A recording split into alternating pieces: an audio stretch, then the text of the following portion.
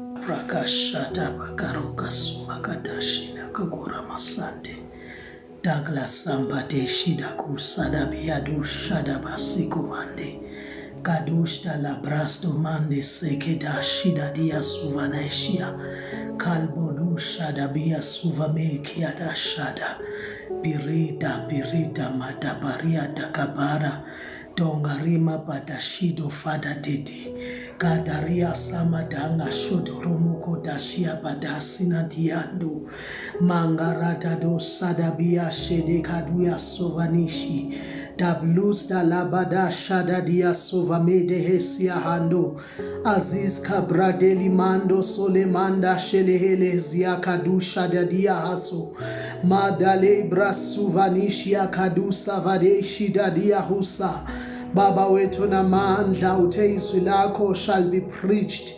Baba wetu ngcwele into the utter ends of the world. Nkulunkulu wetu na mandla ngiyathandaza ebusuku ngamandla nangenkazimulo kaNkulunkulu ophilayo ukuthi izwi lakho lizwakala indawo zonke la dasha dadia suvaneshia ele brasto de ya suvadeshi da ya subadaka daba subede ya hande el porado sta kadia stuvaina stevedashia kadusta barado sadadia melkerando stabia sudadusha dadiso ndamade ya kadusa vadeshi el tozando castomando balasa tadia dushande meda siyahando Nkulunkulu wethu namandla siyabonga kakhulu ukuthi izwi lakho lizozwakala lizokwazeka Baba wethu namandla lithi izwi lakho Nkulunkulu wethu ongcwele lona liyinkemba enhlangothi zombili loliwe enhlangothi zombili yahlaba iyahlukanisa Baba wethu ongcwele konke kwakuhlangene Nkulunkulu ongcwele izokuhlukanisa namhlanje siyalibonga izwi lakho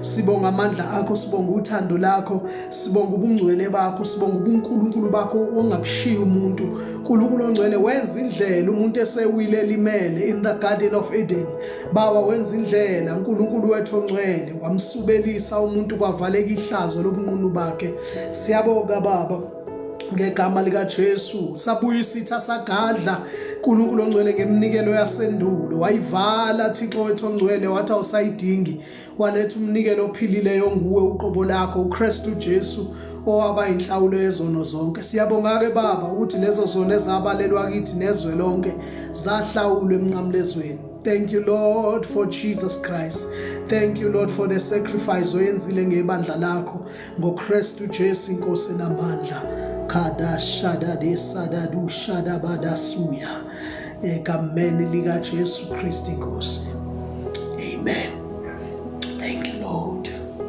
Thank you Jesus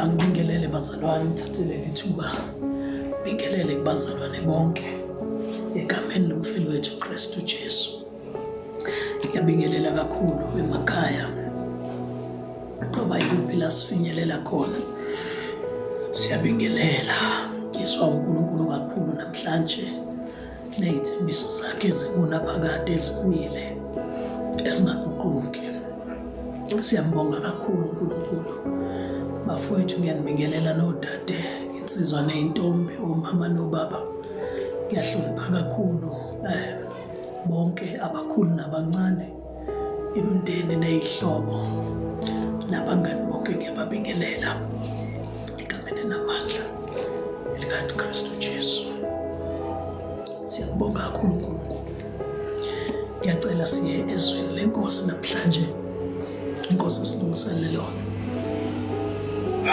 ikhona into uNkulunkulu afisa ukusisiza ngayo njengebandla namhlanje ebusuku ngiyacela siye ezweni lenkosi incwadini Romans chapter 11 verse number 29 ngiyacela siye khona Romans chapter 11 verse number 29 Romans chapter 11 verse number 29 fundeka kanjena izwi lenkosi Romans 11 verse number 29 sikhuluma ngogcobo nobizo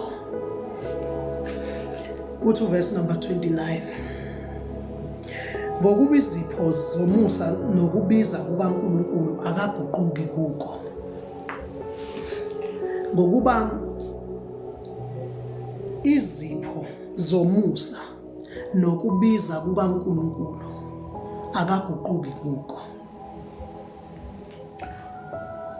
For the gift and calling of God are without repentance. uNkulunkulu abusise ukufunda kwezwi lakhe. Siyakhumbula ngokudlula isikhulumile ukuthi mawubiziwe ubizelwanga wena. Abukho ubucebi ongabuthola ngobizo. Ngaphandle mawungaliguqula ubizo lenze lusebenzele for your own good, for ifiso zakho nezinqano zakho. Ungadayisa namanzi afaka igama lakho. Ungadayisa izitika sekukwakho lokho akukho bizweni. Sikhulumile ukuthi ubizo alusiza umndeni wakho, alisiza abangani, alisiza ihlobo, alisiza ama friends. Sakhuluma ukuthi at a later stage kungavela lokho kuvelayo okuhle noma kwama result obizo. Kodwa lokho kuvela ngamuva kujwayele ukuvela kuqala.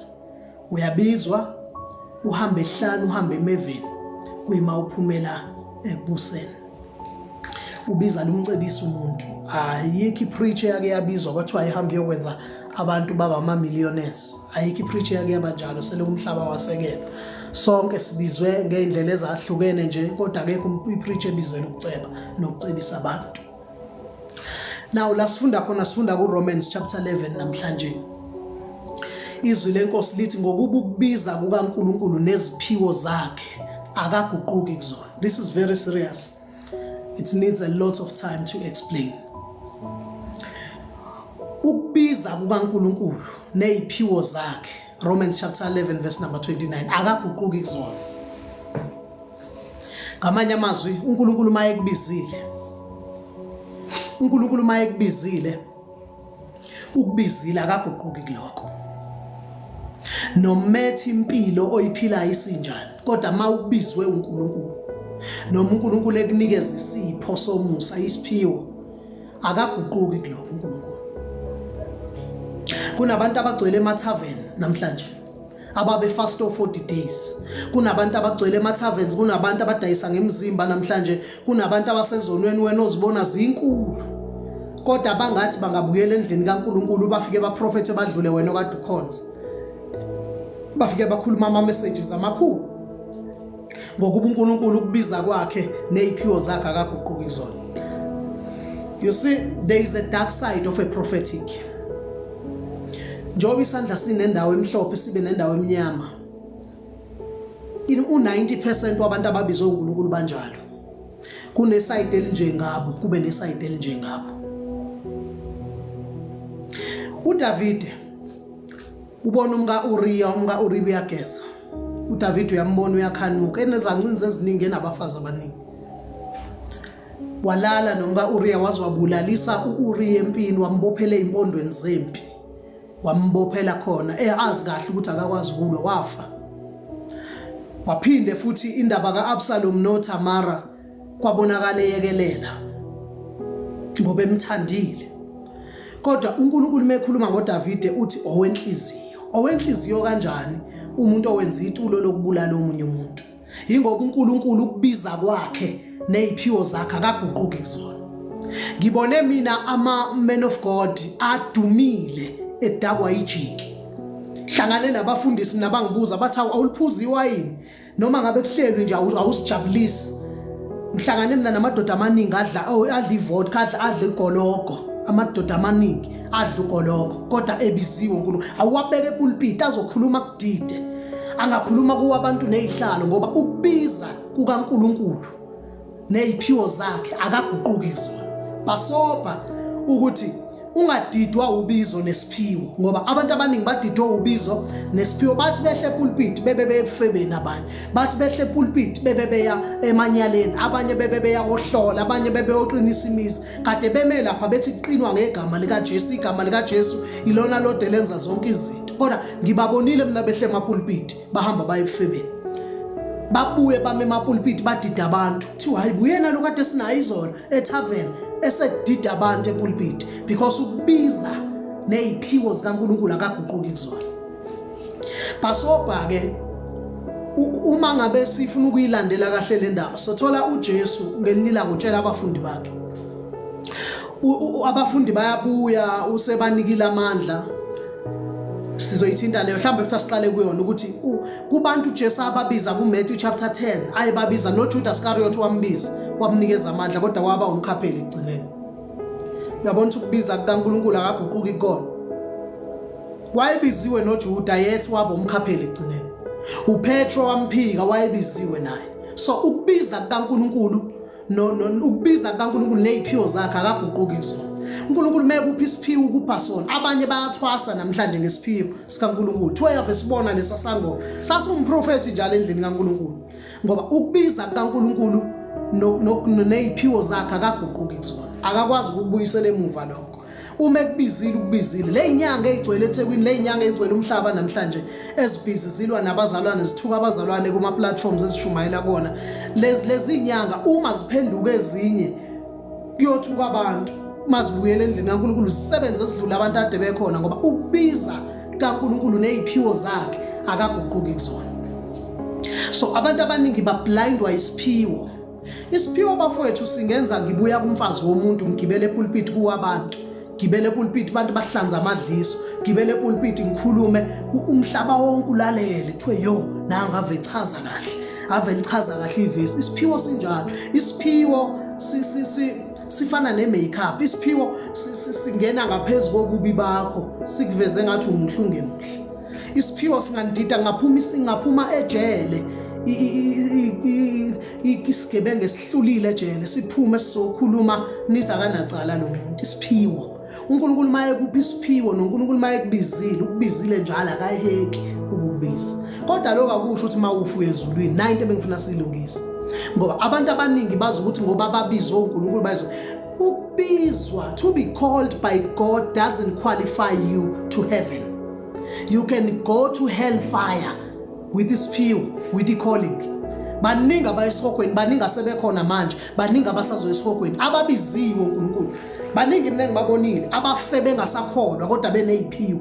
Baningi engibabonile abahamba emhlabeni bengabuyisananga noNkulunkulu and yet bathanga bayizulwini.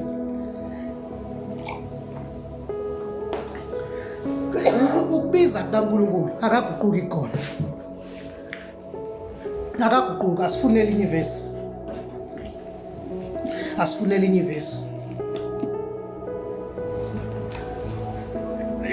Romans chapter 11 verse number 29 iwona lo besufunda. Uthi ngokuba iziphiwo zomusa nokubiza kaNkulunkulu akaguquki ikona. Akaguquki uNkulunkulu mekubizile.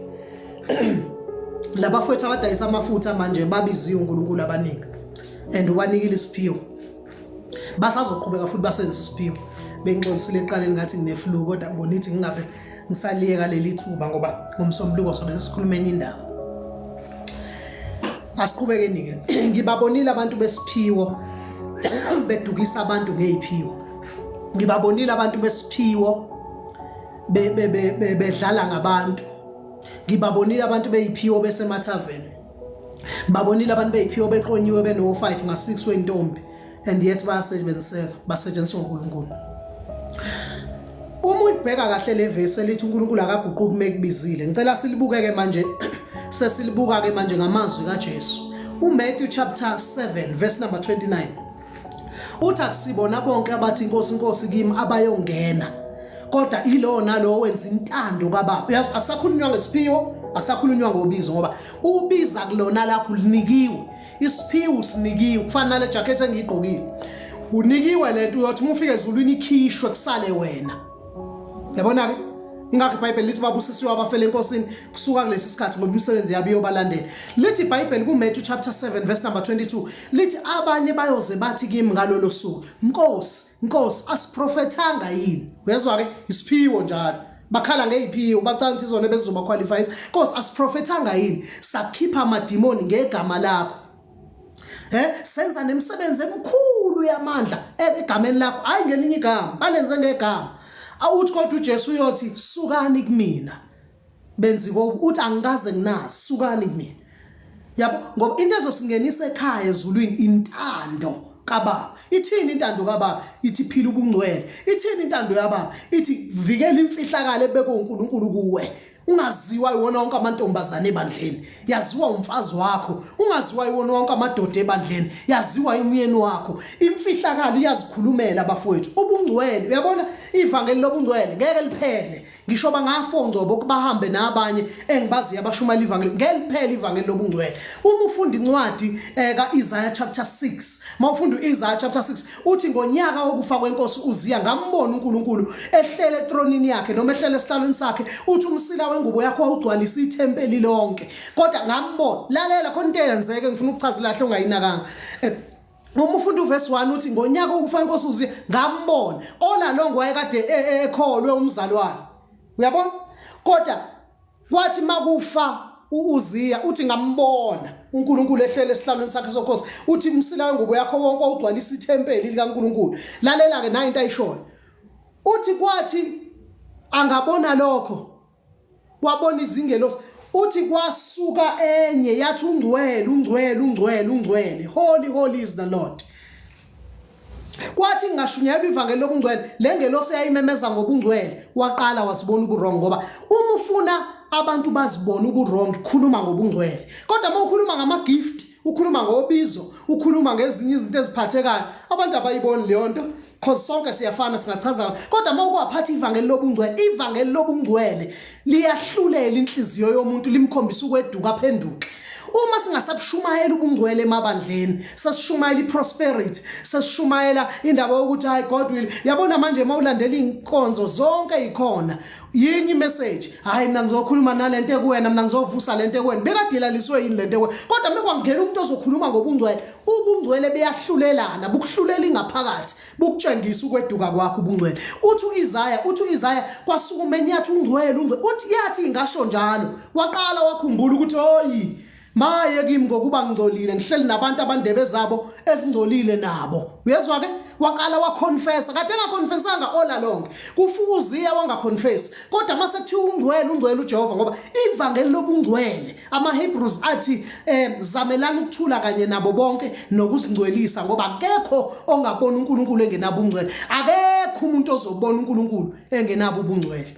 Iphiwo ngeze singenise ezulwini. Iphiwo nobizo ngeze singenise. Khona abantu ababhizi manje babhizi baya flyer every day, baya ko Europe, baya ko America, baya kuphi nakuphi, bacabanga ukuthi they are busy for God, but they are busy for themselves. They are enriching for themselves. Uyabona njengamanje nje babhizi bakoleka imali, bacabanga ukuthi babhizi. Kusiza ngani ukubizwa kaNgcobo phesheya ubizwe eManchester eyoma ngesiphiwo into engayona yakhe ayophucwa umhlaba phela, ngoba uNkulunkulu uyosithatha isiphiwo kusala imisebenzi yaNgcobo. You shall know them by their fruits, not by their gift. No, not by the calling.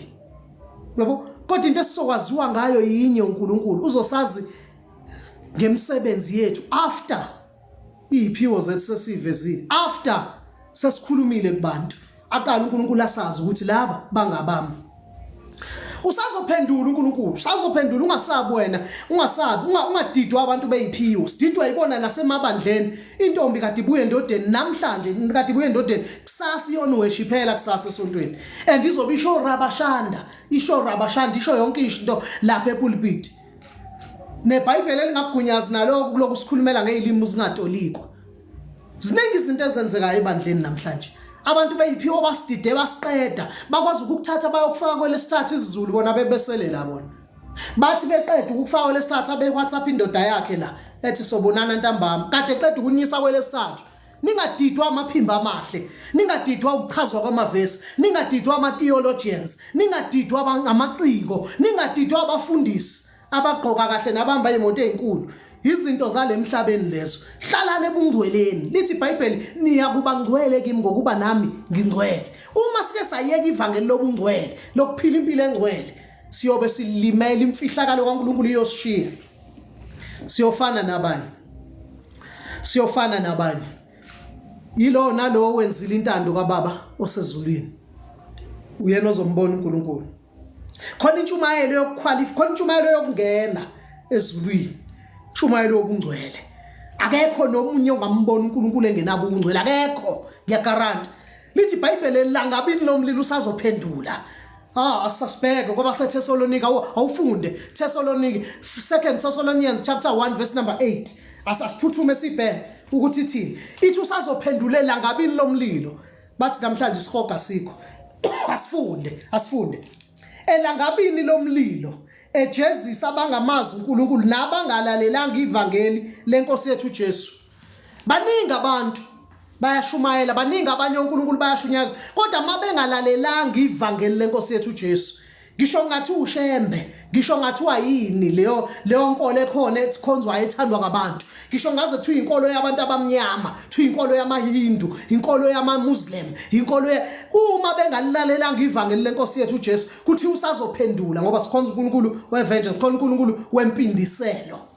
Elangabini lomlilo